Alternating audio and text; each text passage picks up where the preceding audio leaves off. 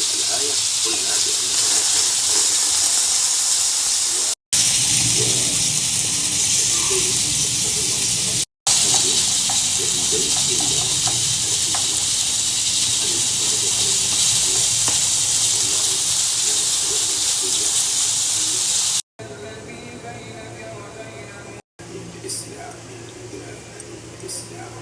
نناقش لكم فيه أنظج الثمر وأعلى الحديث نقدم الفائدة والعبرة في كل وأصبح منصة رسمية معتمدة للتطور.